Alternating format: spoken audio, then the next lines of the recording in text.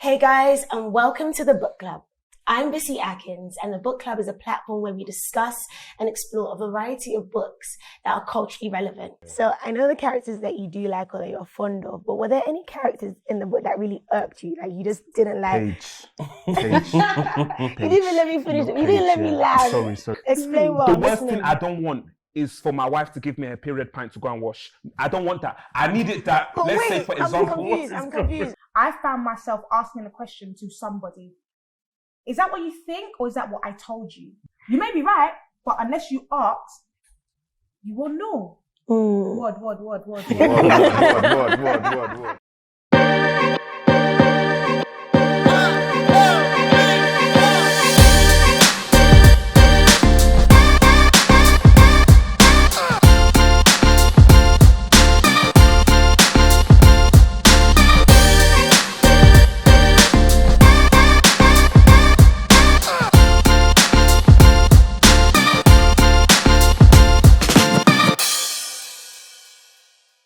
Ruth, you said that obviously you had different friendship groups, and I feel like everybody on the panel can understand that they have different friendship groups that suit or serve different purposes. And I'm sure you're friends with guys and you're friends with females, right? You don't have no female friends? Not growing up, Not I wouldn't growing say so. up, but Maybe, now? yeah, maybe now. Yeah, more So current, yeah. I wanted to ask you guys, how do same-sex friendships differ from different sex friendships? Not gonna lie, nowadays I don't have that many. Well, we're talking about same sex or different. Same-sex and different. How do they differ? I feel like with women, it's easier to talk and be honest with them. And I feel like when I'm having a relationship with guys, you can be friends for a certain while, and then the lines start to get blurred, and it just gets sticky. And it's like it happens a lot of times, and it's really annoying. So I don't have like. unless I've grown up with you as a guy, then it's cool. We're buddies, we're bros.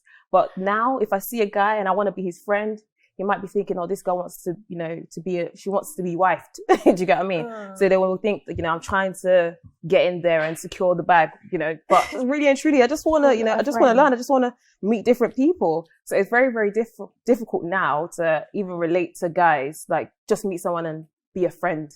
For me, anyway, personally. Yeah. Do you guys feel the same across the board? That's interesting that Ruth says that, because I would say for me, it's probably vice versa. When I was younger, I used to feel like every girl I had an interaction with, it could have gone there. Yeah. And I would prevent myself from getting involved with a female on that basis. And it could have been because I went to an all-boys secondary school and didn't have that frequent interaction with girls.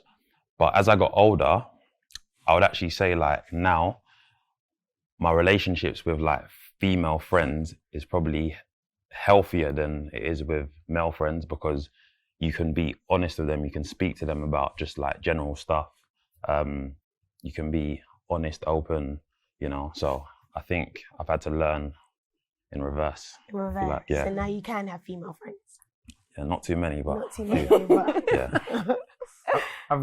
I've got female friends, and well, as I've got older, it's probably sort of not as hectic, but back then it was. You can speak to a woman a bit more. My shoulders are like, I got a lot on my plate. This is it, and they'll take it and embrace it, no repercussions. And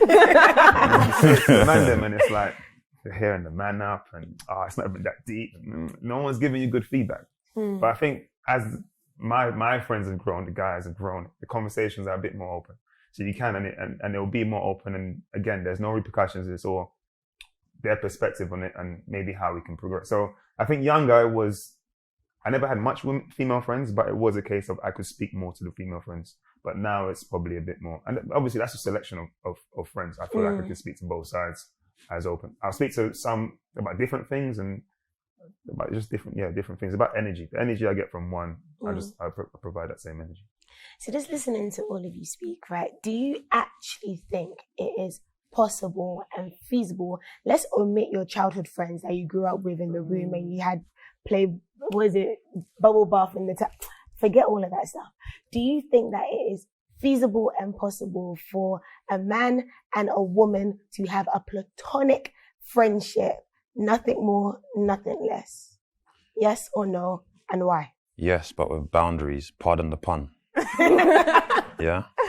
Yeah, I would say, if I'm honest and I'm going to be like personable, if I find a female attractive, I can have a platonic friendship with them, but yeah, there has to be boundaries in place, and I won't give myself completely, because I feel like contact time can lead to certain situations and maybe be the catalyst for feelings. So I would say, yeah, platonic friendships, 100%, they are achievable, but yeah, with boundaries.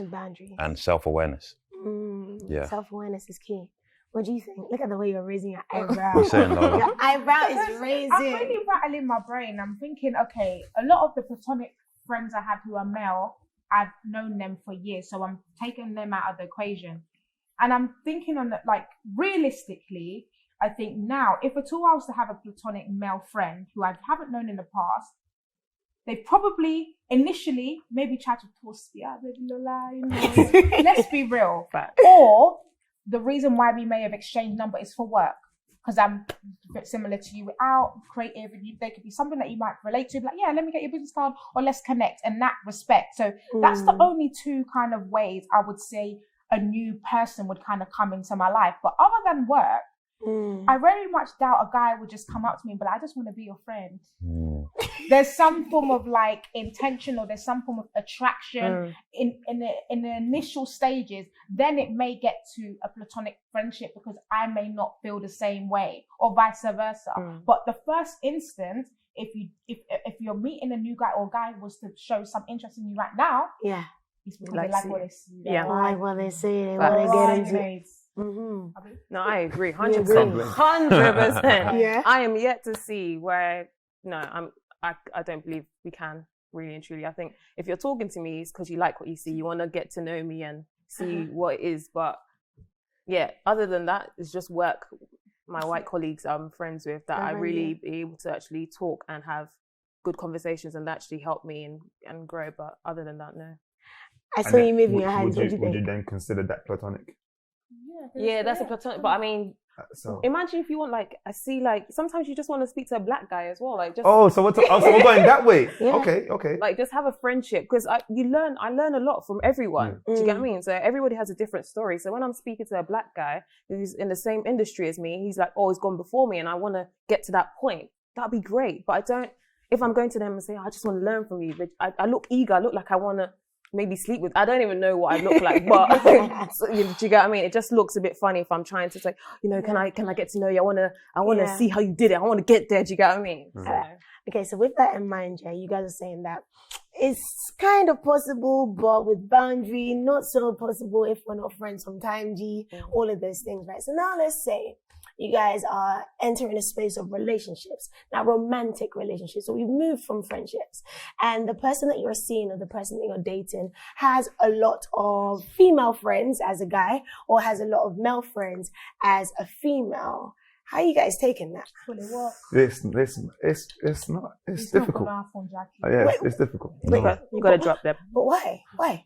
Okay, then it goes back to, you need to be telling me how long you've known them for.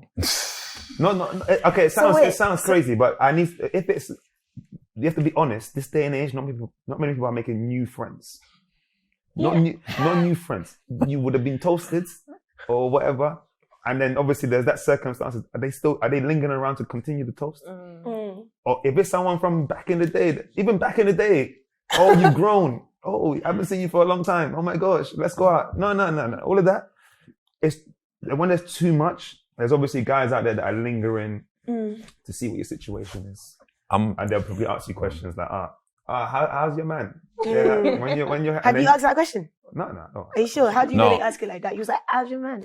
Oh, like you that. look experienced. Yeah, not experienced. You know what? Someone told me.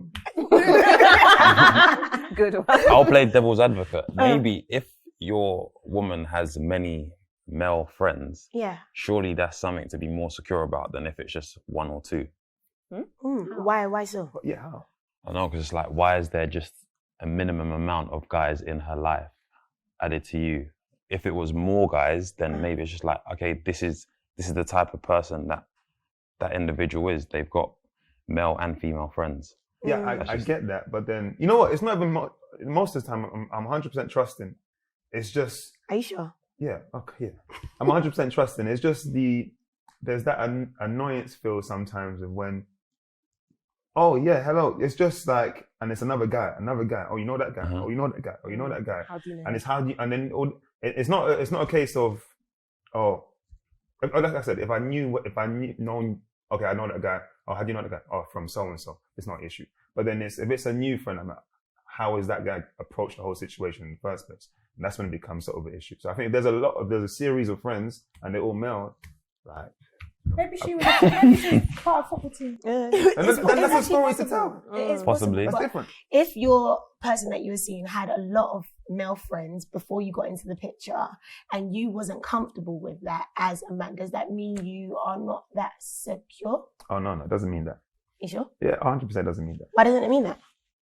It just doesn't mean that. Okay, to break it down, it's simply you knowing yourself and knowing how you're going to... It doesn't mean you're not secure. It's just knowing how you're going to question things or knowing how you're going to see things. But why does it irk you? It's if not... you're secure Okay, in yeah, yourself? it's an irk. But Because it's jealousy. Just say it because you don't want your woman. Yeah, to jealousy's no, real. okay, Jealousy's wait, real. wait, You wait, can't I don't unlearn even it. think. Wait. I don't even think so. I think it's the backstory. How do you know all of these women, like these men? Wait. Like where You are gotta they get from? through 1 to 11. Okay, Before you came into the picture, right? Personal. Yeah, but like Personal. how do you know? Like so, They're what's it? friends. All of them. Yeah. All of them. Friends, yeah. Personal No.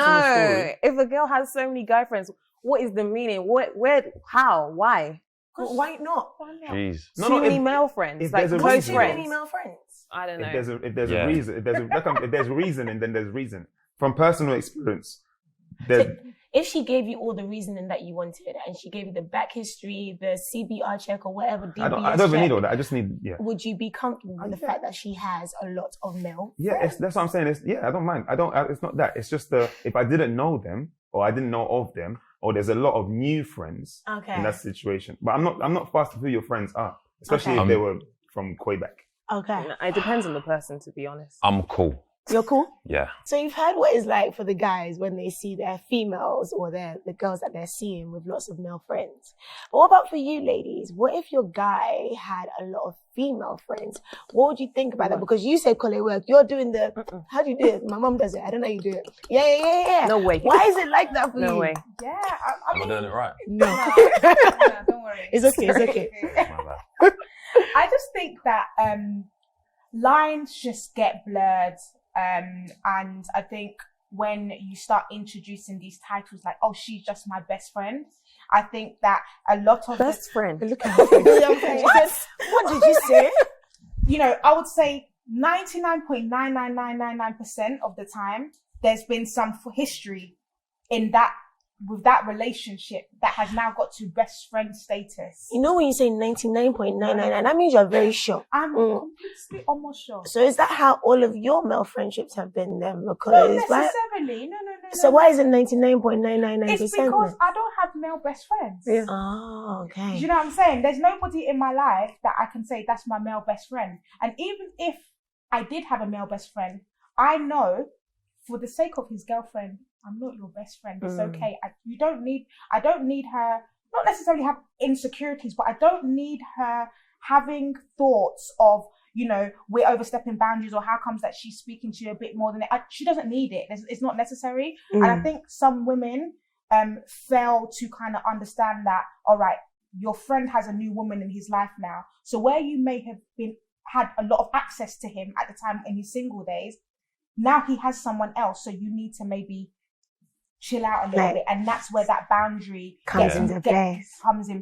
And that's why it doesn't really work well. I kind of disagree, to be honest. Whether you have a present, past, history, women, I'm sorry, but quite a lot of us are crazy. Not And me.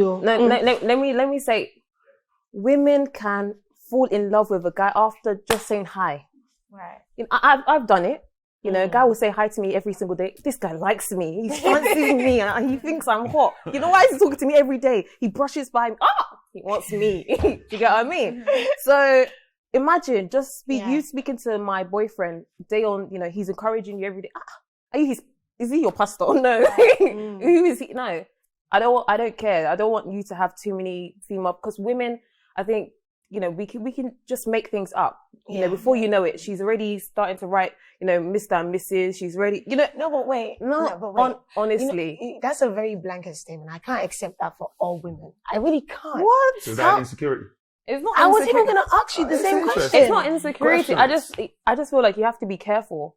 You don't know the intentions of, you know, women out there, and the narrative now is that. But shouldn't you be trusting in your guy? It's not about trusting in your guy. You also have to be careful who you're around. You have to be careful who he's around because you don't trust that he will be able to. No, because I don't trust the other women. Because really and truly, in this day and age, me and someone else can be sharing the same man, and the other woman, the side chick, is fully comfortable with sharing my man. I don't know who you are and what your intentions are, regardless of if my guy is perfect or he doesn't, you know, he's not leading her on.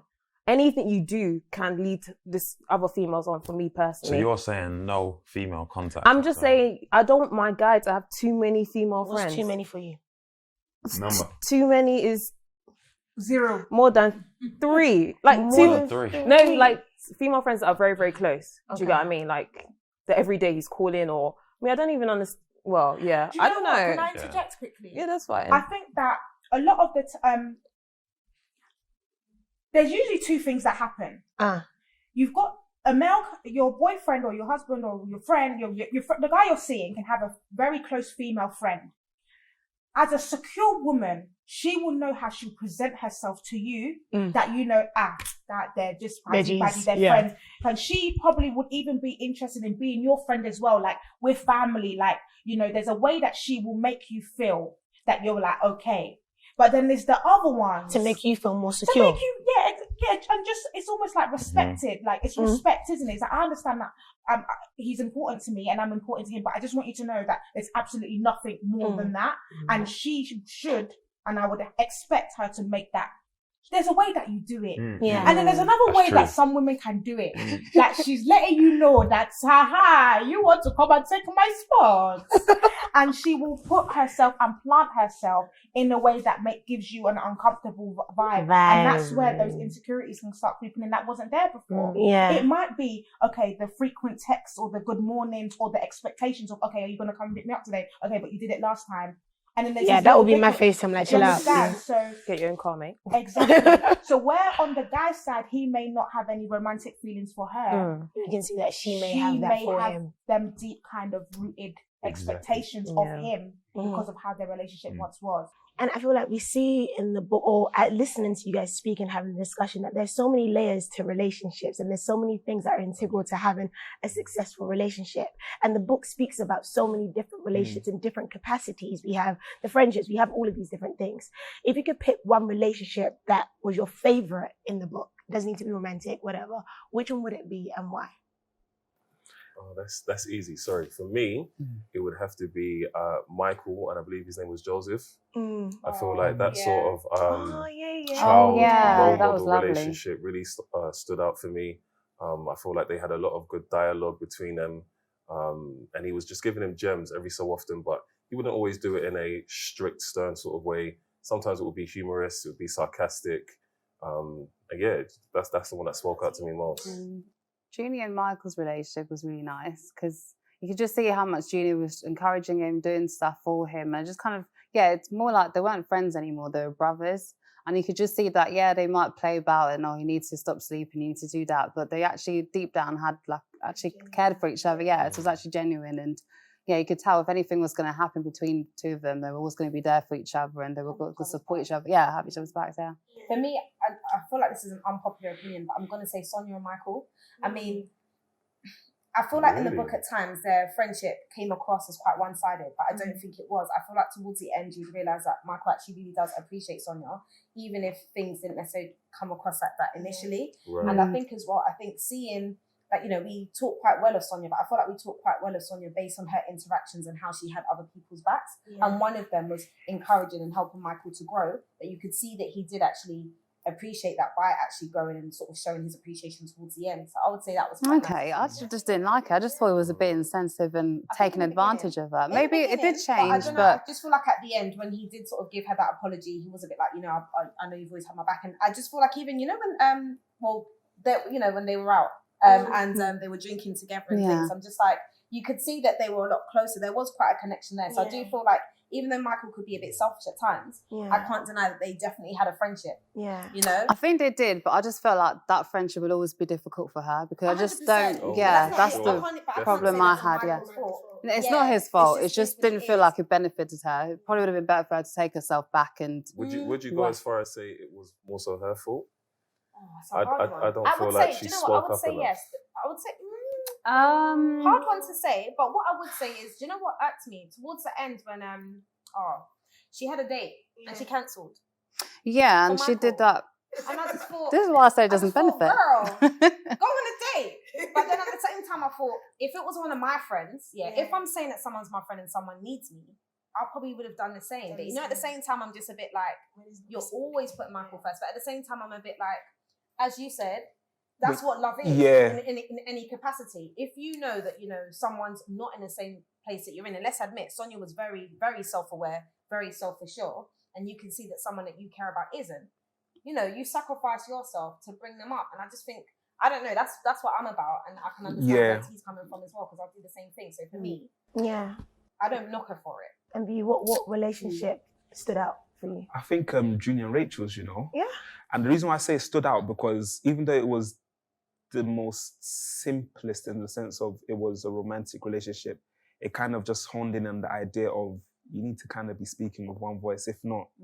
And I think obviously if you read the book, then you could just realize that relationship no be rice and beans. It's, you know, it's very difficult. So I think it's just, that's the one that stood out to me the most, I think for me, right, there was so many, but the one I particularly enjoyed was Fola and her mum. Fola and her mum's relationship was just, it was very rich in a sense because it's traditionally African. There was a lack of communication, but there was so much love in that. And you could see in the way that they interacted with each other that they really wanted the best for each other, but they just didn't know how to express that. And seeing how it evolved, and when they actually had that moment when they were just like, oh, we're crying, we're doing all that stuff, I thought that was really beautiful. It was really beautiful. I feel like, I was just like, yo, if I was to see this acted out, I would definitely cry. Like my tears would just be overflowing because I can relate to that. And I feel like a lot of people can relate to that. And that moves us swiftly into relationships with your parents. I feel like relationships with our parents are the first sort of relationships we ever encounter in life. The first people you meet are your parents, your mom, your dad, your family, right? How important are relationships with your parents and your family to you guys, like personally? Very, very important. I think I personally feel that let's say if you look at you know, your nuclear family, or if let's say you're not with your partner, you separate or whatever it is, I feel like your children see love first example from the parents.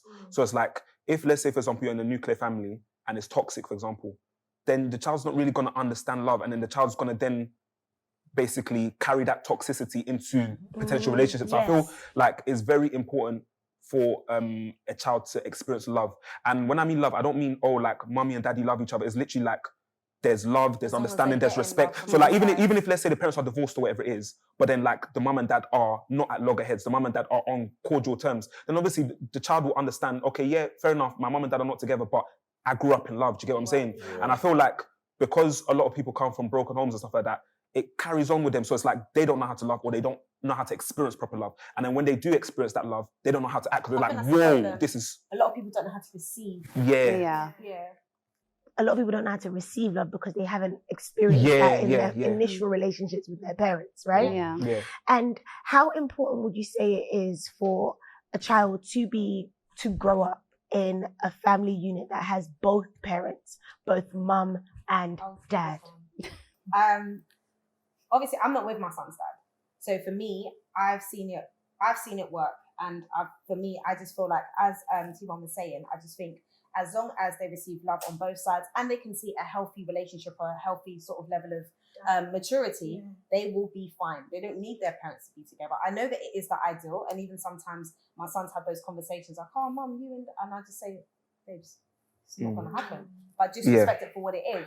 And it's better for them to see that rather than any kind of toxicness. I think like honing into Naomi's point, obviously she's more versed because obviously she's a parent, but I feel like No, I would just say you're more versed than I am, you know. But what I'll say is I think it's very, very important for both children to understand, or both children to experience both sides of the parents. Because I feel, not in a rude way, yeah, and I know a lot of people are going to probably, you know, chastise me for the many comments that I make. But I feel like personally, if you have, let's say, a male child and there's no male influence in his life, 100%. you're doing that child a disservice, because that child's not going to know how to be a man. I feel like a woman can only teach a man how to be a man until a certain point, but he needs a male figure in his life, and vice versa with a woman as well.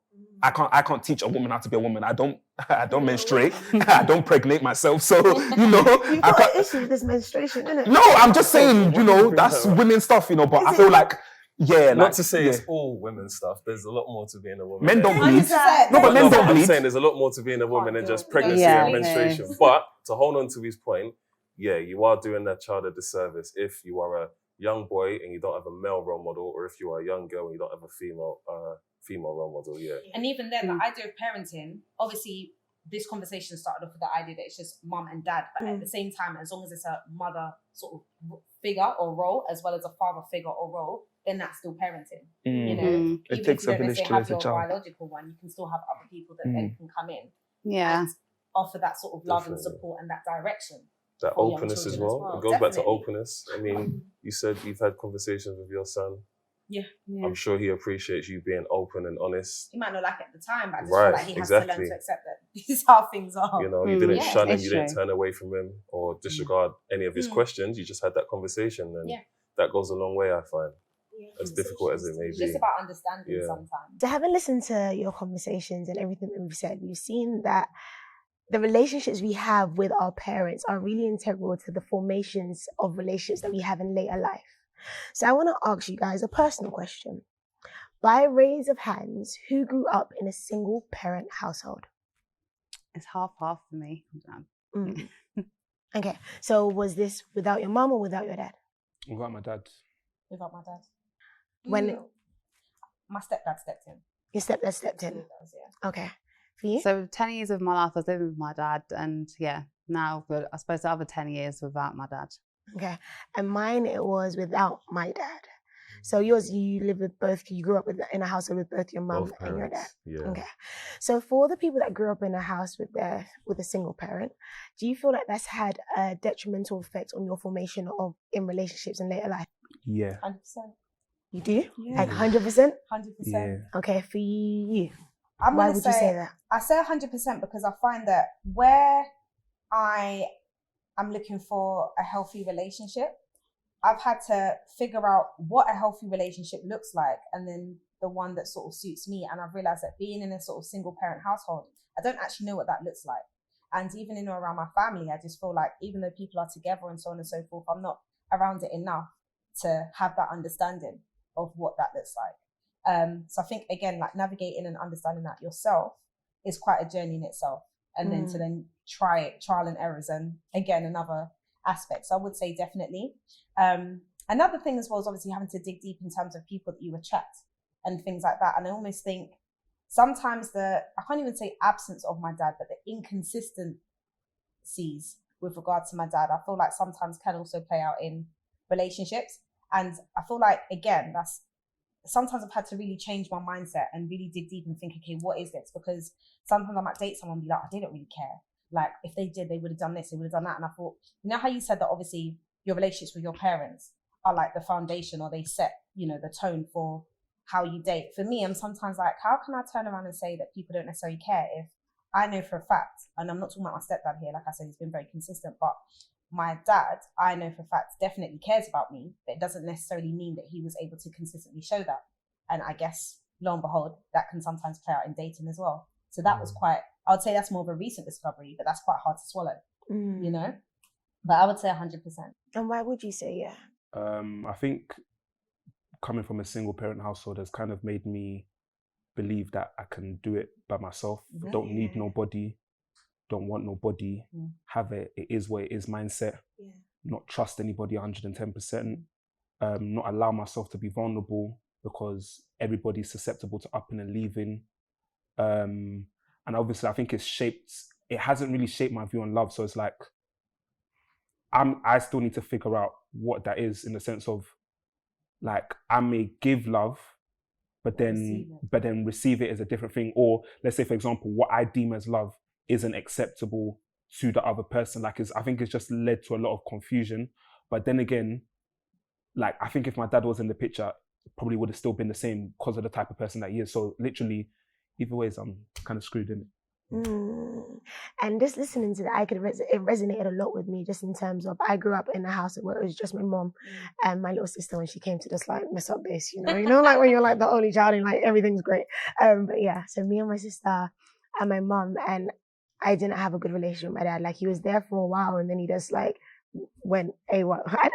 I don't know. I can't explain how he decided to maneuver his life, but it did have a detrimental effect on me because I felt like I didn't need any sort of male sort of interaction. I was just like, bun you guys, I can do all by myself.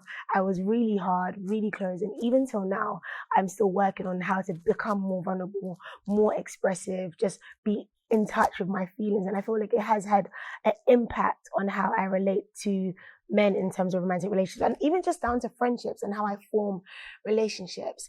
And I always feel like, if we feel like that as people of single parent households, right? People that don't grow up in single parent households, do you guys just have it all together? Like, are you able to form relationships without being like, care about being vulnerable or being closed or all of these things? What is it like for you? I felt quite lucky in the sense that I don't think I've had any issues in terms of relationships. I know for maybe half of me growing up, my dad was then, and the other half, it was just my mum raising us. But I think that's due to the fact that my dad was quite present. He made me feel present. He'll call us every day. Every holiday we'll be with him. So he's in another country. So obviously that was a challenge with that. But I think he actually made the effort to make himself feel like he was there with us, even though he wasn't. So I think that's why. So to me, I know like my dad's quite loving and yeah, he's always there with me. So when I have my relationships, I expect that from a man too. And I don't feel like I had that void just because he knew, okay, we're not together, but at least let me make my children feel like their mum and dad are equally there and we can still show them what love is meant to be like. And I guess I had the early views of their relationship as well. And for you, what was that like? It was very interesting. It gave me a greater outlook of what a relationship might look like. Its good parts and its bad parts. And as I've, I guess, seen them evolve into the latter stages of their lives and their marriage, I've almost taken what it is I perceive as the good parts and try to cling on to it. And then the bad parts I've kind of accepted because there is good with bad. And then just try to, I guess, not look for those sorts of things or not try to harbor those sorts of feelings in the relationships I try and form. Yeah. So if I can speak openly, one thing my parents don't do particularly well is communicate. I feel like they're not very good at that in regards to each other and their children. So I find that when I am seeing someone or trying to form a relationship, I'm extra attentive to how I communicate with that person. And then obviously I expect it in return, but it doesn't always work out that way. Yeah. It's good that you pick bits and bobs, but people that even are in a nuclear family that have their mum and their dad is not always the best for them as well, because there are different types of fatherlessness. And you picked it up there saying that even if your dad was going to be in your household, it could have been the same because of the type of person that he is. Like, I think for me, so obviously like my dad's got another wife and he's been in the house, but all of the kids are useless. They're not quality at all. So for me, I even thank God that he's not there, because I would say that I'm not the best, but I'm very okay, you know, to the glory of God and my mom. But with that being said, is that he's had his chance there. Yeah. And the two are vagabonds, criminals. As in so bad, worst. So for me, if he brought that here, only God knows what I would have turned out, you know? That's me personally. I would say for me though, like, obviously we're on the topic of fatherlessness, but as I did say, my stepdad was there. So I feel like when we was talking about the idea of at least still having some kind of father figure, that was still very important. Like I had my uncles as role models, as well as my stepdad that was always consistently there and obviously still is, and obviously has afforded that love to my son as well. So I can still see what that looks like, but obviously I just haven't grown up seeing necessarily or being around, I would say, an idea of a healthy relationship. I mean, like I said, I know different adults have been together, but I know some people whose parents be in the house but they don't talk. For me, I don't want that, you know. So I'd look at things and think, okay, but what I do get from all of us is it sounds like our experiences have set our tones for what our expectations are for ourselves. But it's hard to navigate whether they're too high, too low, if they're right or wrong, and all of that stuff. You can't weigh it out. Yeah. And that's hard. It is very hard. It is really, really hard to think about it. But I always notice that when we talk about fatherlessness, it is always to do with, or mostly to do with, daughters and how fatherlessness affects women. And what I loved about Boundaries is that it sort of had that underlying tone that if you were sharp, you could pick it up, that there was an effect fatherlessness had on a male character. So for males, how do you think fatherlessness affected you and your formation of relationships? I feel like it's affected me negatively because I kind of feel like, going back to my views about tradition, I feel like a man is naturally meant to lead. And it's like, I didn't really get that leadership. So it's like, I kind of had to see it from my mum. And obviously, God bless her, like she tried because she was literally the mother and the father in the household. So it's like, who I am today is as a result as her. And obviously, like, just using a bit of my background, you know, like she raised single-handedly 3 black boys in South London. All of them are graduates. None of them went to prison. All of them are quality, you know. So with that being said, with that being said, like, obviously hands off go to her. But I know that obviously she only tried her best. So there's certain areas that obviously she fell short of. Thankfully, I had uncles that were in, but then again, they had their own kids. So it's like they can only invest only so much in you. Do you get what I'm saying? So I feel like it's affected me a lot. And even till now, I know that I've got some issues that I need to sort out. So yeah, it wasn't good. It wasn't good. But even then, it's interesting that when we're talking about sort of ideas around fatherlessness, we're talking about like relationships as in intimate relationships. But I feel like it can also affect the relationship with yourself. And the reason why I say that is because when Noah's dad wasn't around, I remember as Noah got older, this is my son, he started to sort of ask questions, like he would ask questions almost like, like he was trying to get his understanding around what it is to be a man, what it is to have that relationship. And I remember there was one time when he asked his football coach if it was his dad, and I was so embarrassed, so embarrassed. And I remember I had the conversation with him, and I was like, obviously I would have told you, and he was like, I don't know. And obviously that hit home for me because I was thinking, okay, this isn't a topic that we necessarily talk about all the time. I mean, at the time, no one knew that his dad necessarily wasn't around. But I didn't realize that in his self, he was seeking, you know, that curiosity. Like, fair enough, mine and my dad's relationship isn't that great, but at least I know who he is. And that was when I really had to humble myself and think to myself, geez, okay, I need to, you know, really humble myself and think, well, how is this affecting his relationship with himself and his sense of identity and who he is, and maybe how he feels in terms of being worthy as well, especially when, even though I feel like there are quite a few male figures around Noah, there's a lot of women. And a lot of the love that he gets was from women initially. Obviously, it's a different situation now, like his dad is around and, you know, there's more sort of male figures around him, which, you know, we thank God. But, you know, yeah, I wouldn't just say it's necessarily intimate relationships with ourselves as well, which can be quite dangerous. And I guess also with our friends, because, like, you know, like sometimes when you had friends growing up and you might be like, oh, right, your parents are together. Yeah. I was like, oh my gosh, I don't know what that's like. Yeah. Let me know that. So there's that as well. Yeah. Like, again, that might be that, I don't know, it could be a healthy competition, but also make you feel quite insecure as well. Like, how come I know what you mean, because sometimes when I'll speak about my dad, I'll have friends go, oh, when it's referred to their dad, I'd be like, oh, that man, or yeah, the sperm donor or something. And I just think, gosh, it's such a contrast, because yeah, in their head, they just can't think about, oh, what, you and your dad call each other. No, you actually care about your dad. And they're like, oh, yeah, I spoke to him last year. And I just think it's just such a contrast. And I actually realise it's so important because you can see how we view our relationships a little bit differently growing up. Yeah, so... Sorry, I was there really just thinking about what you were just saying.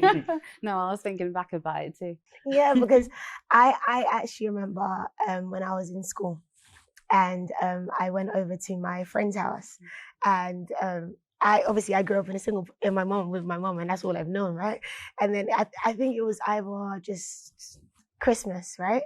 And they just had this whole unit, right? And I was just like, I feel like I'm in a movie. I feel like this is how life should be. Like this, I really just missed out completely. And it really hurts and it's really damaging to just, you said that relationship with yourself. You'd be like, okay, so why didn't he want me? Why did he leave me? Am I not good enough? Am I not this and that, right? And then only over time, I realized that, and I was watching this sermon from T.D. Jakes about when we have this expectation of people, but they can only give you what they have the capacity to give. And if that's all they can give you, why are you going to get vexed that they can't give you more? And it's a hard pill to like take, especially when it comes to the person that's brought you to life, like the person that God has said, this is your father, this is your mother. But if they don't have the capacity to give you any more, you're only hurting yourself by expecting more from them. And it is sad. But when we begin to realize that this is all they can give, then I think we'll have a sense of peace and a sense of understanding. Yeah. Can I ask a question? Yeah. To all four of you. Knowing what you know now about yourselves, if you could go back, would you change not having the other parent around? Or would you keep it as it is? No, I'll keep it as is. That guy you've seen he's a cancer now. Everything he touches, it goes bad. Right. With Exhibit A and Exhibit B, which is... But do you think that's healthy? Like, do you think what you're saying is a healthy thing to say? What about my dad? Yeah. There's a lot of anger there. Yeah, I'm not gonna lie to you. I free the realness, man. I hate his guts. I piss on his grave. Straight up. Don't care. Straight. Say it. I piss on his grave. I hate him. Are you okay with that though? Happy. Are you sure though? Hate him. Me, I'm very impartial when it comes to my dad. Like, I've accepted that our relationship is. I've been told that people that have said to me, you should try a bit more. But for me, I'm just a bit like, the inconsistencies, that's what it is. I'm not trying to be consistent. I've got my stepdad for that, and I'm a grown woman now. I don't really need that. If I need consistency, I'm going to go to my mum for that, or, other people, other family members, other friends, like-minded people that can afford that. And as you said, stop putting those expectations on the person that can't do that. I remember there was one time though, because my dad's got other kids, and I remember my sister who I'm quite close to, I never forget when she said, I just come back and dad just got me some clothes and stuff like that. And in my head I was thinking, I don't even know what that's like, because dad's never done that for me. But in my head I was thinking, I'm not even about to, because I've got that relationship with my stepdad. But I guess ultimately, I don't know if there's any, I think it's quite truthful and quite freeing, I guess, to be honest about how you feel. Yeah. Often we're told we're not allowed to be angry with our parents. We're not allowed to feel how we feel. But actually, if you feel violated, embrace it, yes. Do you know what it is? I have to be honest. I remember there's been times where literally I've prayed to God to say, God, please just keep this guy alive until I can be successful. If you want the day afterwards, kill him. I could care less. Oh gosh. Would you ever talk to someone about that? Yeah, it needs to be done still. Yeah, I think we can all feel that it needs to be done. Healing is needed to be done. Back to the book though, if you notice Joseph, obviously you won't know where his dad is, but he seems very happy. Just seems like a very happy kid. You don't think? Do you know what I don't know. I feel like he felt quite happy having Michael. Yeah, that's what I was going to say. He was trying to fill a void. No, but if you look at his actions, he was so exactly. Yeah. Very happy with Michael, and I feel like he didn't. Not that he didn't have that outside of that, but you could see why that relationship was 100%. So important to him, and why. Yeah, but like that was about. Yeah, I was just going to say that was more about the father figure, because what you were saying earlier, would I change it? No, I wouldn't, because I wouldn't want to grow up with my mum and dad hating each other, because then I've got another issue to deal with. Now I'm looking at a toxic relationship and trying to and then that's and that gives kids anxiety and all sorts of things. But I think it's just a case of having the role model, which is what we were saying with Joseph. I think that's what it was. You're just excited that another man's there and he's doing something else. His mum's probably maybe doing other things and she's not able to do what she wants to. So he's got a guy that's actually there and can show him the other side of things that he might not usually do.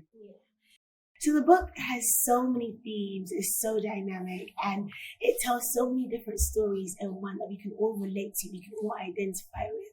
But I want to ask you each, what did you like most about Boundaries? Oh, I'll go first. Yeah. I enjoyed the read. I enjoyed the flow. It's unconventional, untraditional. You don't usually see a book like this written in script form. So I was taken back a little bit, but I actually enjoyed the flow. It had just the right amount of description. I could laugh. It was pacey, but enough. And I enjoyed the actual read of the book. It's really good. Yeah. Anybody else? No, I fully echo that. I was saying to Kevin that I read that in like two days, I think it was. And nowadays reading, it's you either listen to an Audible or podcast or whatever, but the flow of it, the ability for you to create pictures in your head so quickly, you can tell your own story with it. I echo that in terms of the easy read, and it was very current. Me and my sister are 6 years different, but I gave it to her. She read it. She was like, oh yeah, so and so, that's like mum, didn't it? So she can take some things from it as well. So no, it was good in terms of. Even the language they use is language that I would use, like, you know, Fuller's mum talking to Fuller saying, you know, I'll slap you, or, you know, Michael saying to Junior, I'll knock your head. Like, this is things I will say on a daily basis, or even the UK slang. I just Moving haven't mad. read a book where there's actually UK slang, or usually most books are American based, and they have ratchet things in there. But this book was just really relatable for me anyway. That's what I loved about it. Yeah, I think like the rest, I like the fact it flowed. It was easy read. Book's thick, so when I first got it, I was thinking, whoa, but then exactly. But as soon as I opened it, I think like Ola, I got through it in 2 days, and I feel like when you're reading it, it's almost like you're watching a TV series. It's developing, so yeah, it's a good book. Like every TV series it will be a different TV series for anybody in their head, because like you said, it's descriptive to a point where you see it, but not all the way, so you can interpret it the way that you want to interpret it. And what I really loved about the book is, alright, I don't really read that much, right? I'm gonna read more by the grace of God, but I laughed out loud. I was reading many times. I loved Michael. Michael was it. Michael made me laugh. I love Michael. Why are you looking at me like that? Michael's. I was like, if I saw a Michael, I'll be friends with him. I just like, when you're sad, you just call Michael. Like, Michael, can you just tell me how bad your day is, so I can, so I can laugh as well. And what was nice, and speaking about Michael, despite his ups and downs, he still kind of kept a really nice flow, or like a continuous humor throughout the book that allowed the reader to be continuously entertained. Even sometimes when he isn't necessarily in a great place, we could still kind of like empathize with him and also have a laugh as well, which is nice. And as we see Boundaries talk about people's lives, or it goes through a journey of people's lives, and in lives we learn a lot of lessons, we go through many experiences, and the book touches on different experiences as well as lessons that were learned. Are there any lessons that stood out to you reading it that you took? Maybe something I've always spoken about before, but just saying things with your chest. I think, speaking honestly, and I'm talking on Sonia, it gets to a stage where you do for so many people, but your chest is still is you're taking in a lot, and you're not being able to express yourself, and it gets to a point where you become snappy, and you become so being able to be free with yourself to others. So knowing that the people you're taking care of want to take care of you. So being expressive, speaking your mind, just saying it with your chest. Say it with your chest. It made me really question, like, am I selfish? Because Junior had this decision, and I was like, if I was Junior, I'd actually do the same thing. Like, and everybody else in the book was saying, well, that's kind of selfish. And I was just like, is it really selfish? I was like, I thought I'm doing this for us. Do you get what I mean? And I was like, oh, maybe I am a bit selfish. Maybe I'm very, focused on myself and my own personal growth. So it made me really think about how I would respond, or if I was in the same situation, would I act that way, and would I care if I did, continue acting in that way? So it made me question myself. So that's good. It's challenging. Yeah, definitely. Anybody else? I learned that a lot can lie behind a smile, especially with a character like Michael. And being the funny person, being the comedic person, being the person that people don't always take seriously, it's interesting to see that, as I said, a lot can be behind someone's smile. So just because that person might be the life of the party, or they're the joker of the group, or the person that's not serious, check in on that friend, because they may be going through some things, and it's just made me a bit more sensitive to that. To give people their flowers. Oh, whose flowers? Because I think that was prevalent in the book, and what I liked is that it wasn't just Michael to Junior, Mel to Mel. It was sometimes Fola to Michael, or Sonia to Michael, for instance. And I think that's something that affirmed it for me in my life, to give others their flowers, so that's my lesson. And for people that are going to get the book, right? You guys have read the book. You guys are very experienced in what Boundaries is and what Boundaries stands for, right? What can the readers that are going to read it expect in one word? Starting with this character here. Boundary. That's it. That's it. And for you? What to expect from the She said book? one word now. See, I'm just going to struggle with one word as well. I just think fine, they in a need to little be. phrase. I just think they need to be open.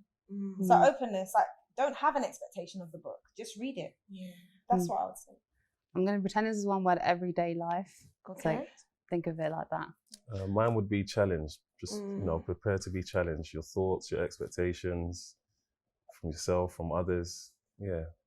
Challenged. So everyone that is watching this, I want to say thank you so much for joining us for this book club. We have been able to discuss boundaries, and you guys have been amazing, by the way. So Thank you. Thank you. And thank you guys so much for discussing the book with me. Thank you. I hope that you guys at home have enjoyed this, you've learned things, and you're interested in boundaries. It is available right now on Amazon, so make sure you go get it. Shout out to the author, Kevin Ebosele. And I am Bisi Atkins, and I hope that you've enjoyed the book club.